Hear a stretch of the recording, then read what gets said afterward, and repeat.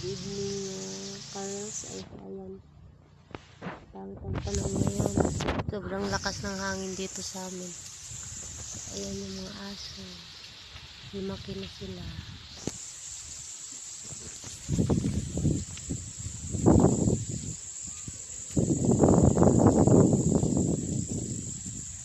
Halo, psst. Ano na sa isip kaon? Ano na sa tag di mama? So may dinala na naman yung mama nila. Psst. Beauty, alis. Ito yung mga isda. Yan yung anak maliit. Ayan. Biniba ko muna kasi baka kainin ng malalaki.